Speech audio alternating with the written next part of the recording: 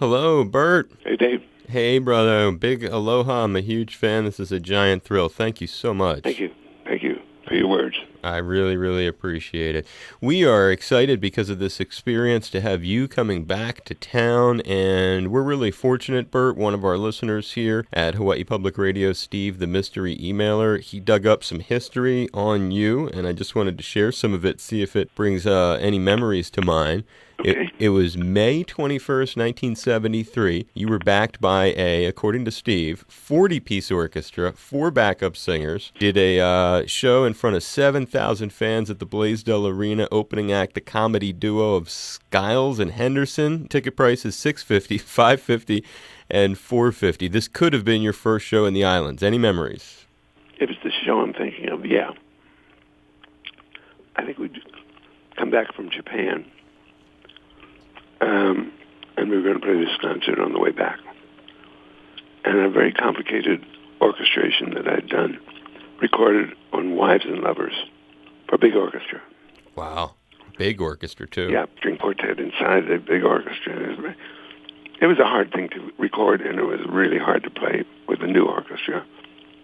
But they were good, and I don't know that they were expecting to have something that was maybe this complicated. It changed our time signatures constantly through the piece.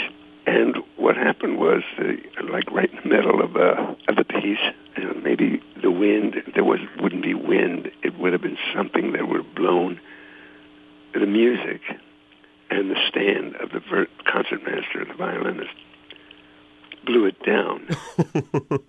But it went backwards and hit the second stand. Oh, no. So we stopped. Stopped. I don't think we ever continued. We did try to continue, but the concertmaster was so jarred, stunned by the whole thing. He said, I'm going to sit this one out. Could have been the air conditioning doing that. You don't know. So there was just things like that are not supposed to happen. I thought it was a very good rehearsal that we had. And it was a good orchestra, but I understand something. The music blows off the stand falls down, falls backwards, and knocks the second stand down. It's a good one. It's a good story. It's a great story, and I don't know if, certainly this next story has a great contributor to it. It was flashing forward to November 6, 1988. Dionne Warwick and Burt Bacharach performing before 1,000 black-tie VIP guests, the grand opening of the Hyatt Regency Waikoloa on Hawaii Island, and Dionne backed by you and a 30-piece orchestra. And at one point in the show, you said, quote, "Nobody sings my songs like this lady." That's true. Brilliant. Any memories of that show, or is that just one of too many to remember? I remember that. You do? I do. Any stories that go along with that, or I'll hit you with your my final one that I've got. No stands falling down, no music. Nothing like that happened. Now we got a different kind of show now, and I think you'll like it if you're seeing it. I'm definitely going to see it. Let me just drop this one last one, and then we'll talk about the new show. April 12th, 1991, first public performance together in Hawaii. Dionne and yourself doing a crowd of 5,000 at the arena. Full orchestra began their beautiful 90-minute performance with the song Promises, Promises, ended the show with the song That's What Friends Are For. Any memories of that? Not so much, but you just mentioned 2 really good songs. Right. No question. And with a career like yours, no one would fault you for not remembering those things. And now, getting back to, you mentioned the new show that's coming. You're coming to town, obviously. It's going to be an incredible experience at the Intimate Blue Note. And I've heard that the guy who started with a 10-piece band when he was 15 is going to be bringing a 12-piece band with him this time, correct? 11 or 12, something like that. Something like that. Give us a little insight, too, into the show, Burt. We've got 2 horns, 2 keyboard players, 3 keyboard players, including me playing piano, a violin, and 3 really terrific singers. And a catalog that spans a lifetime. We try to do a lot of songs, a lot of things. I can imagine. And just, I'm doing it because one of the motivations is, it does make me feel good to do it.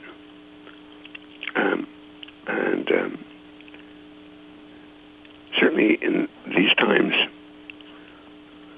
when you're not sure you're even going to have funding for public radio, in a year, right? Absolutely. Well, that's one of the important things, that you're willing to take some time to talk to us, because that adds some strength to what we're doing. So no question, these are challenging times. So what I do is I never get political on stage, but I will say that, something to the effect that,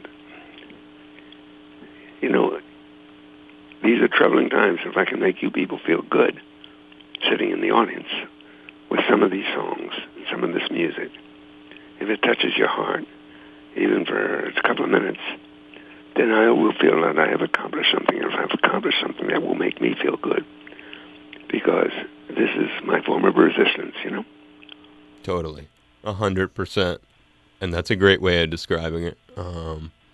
And, the thing about you is you're able to utilize your skill to bring this to people because of really what I look at is a life of exposure to music. Now, I could have this story wrong, but not a lot of kids end up having their mother insist, starting at age 12, to begin studying cello, drums, and piano. This has to factor a great deal into the life of music you're living and your ability to continue doing what you're doing today. Well, I'm glad she was insistent, particularly with the piano, that I keep taking lessons and practice. And, I didn't want to do it. I really didn't like it. But we wouldn't be talking today if it had not been her staying the course,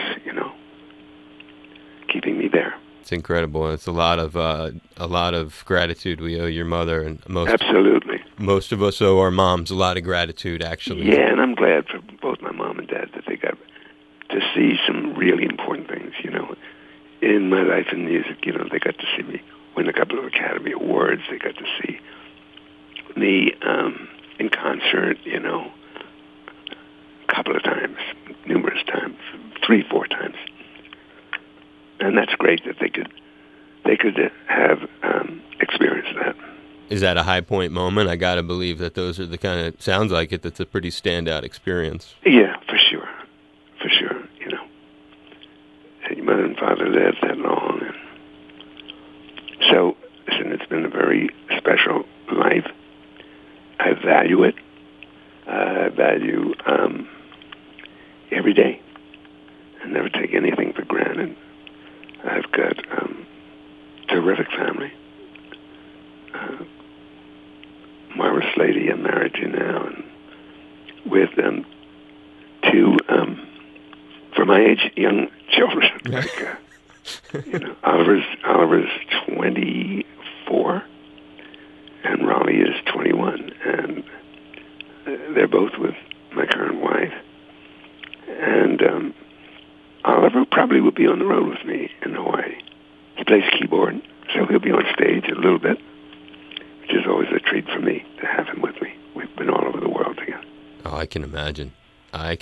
That's got to be very, very rewarding. And on that note of mentioning your children and their youthful age, you've had a few in the last several years, in the last couple decades, really, an opportunity to continue to expand your realm into younger generations. And two of those things just come to mind. I was listening to one, which was you with Noel Gallagher of Oasis performing live on stage. And that was in London a few years back. I think you guys did This Guy's in Love with You. Exactly. And it was a great moment,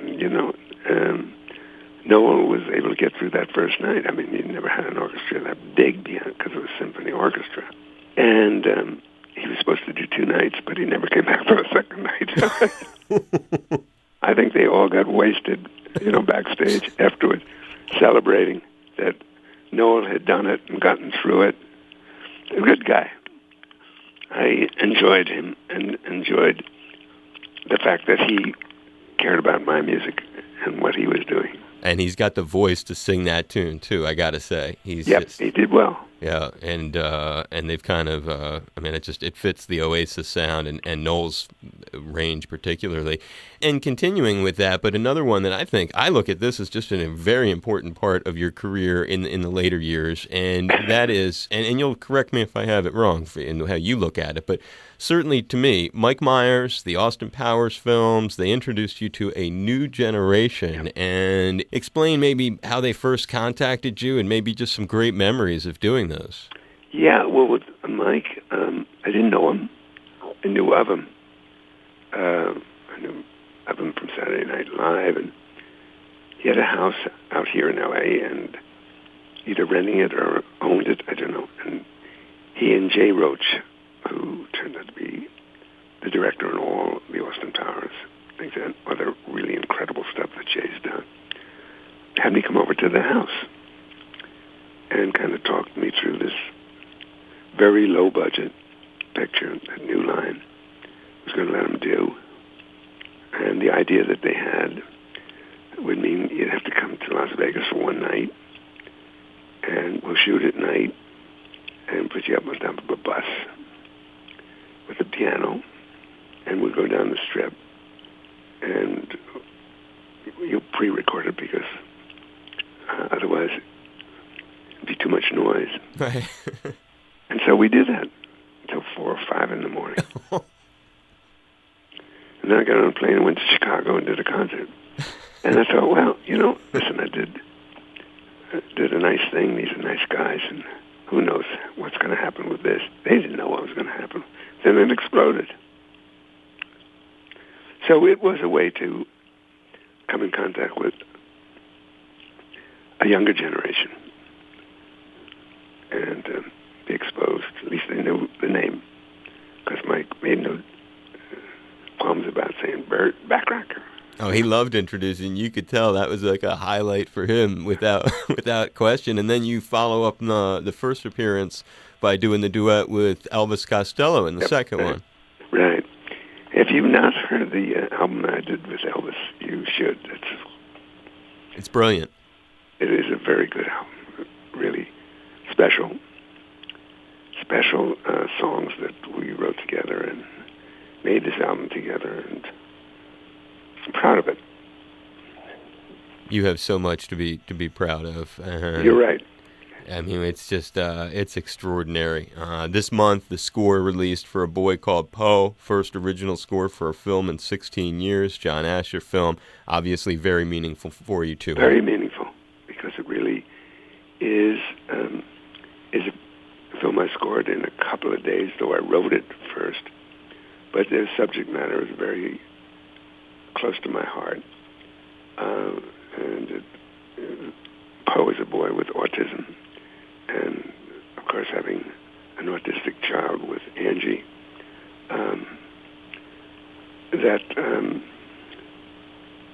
I had no hesitation saying, I'll do it. Just send a car for me. And the song is, I really like the song a lot. It's Sheryl Crow sings it in the film. Right. And it's certainly worth seeing. And look, if it can kind of spread the word about autism, if it's shown in schools, so kids don't bully kids who are disadvantaged, Exactly. So 1 out of 63 kids that are born, or something in that ratio, 1 out of 73, they're born autistic. And it's a very difficult situation. And then you've got a situation where 80% of the marriages dissolve with an autistic child. 20% stay together. That's harsh. Oh, it's very harsh.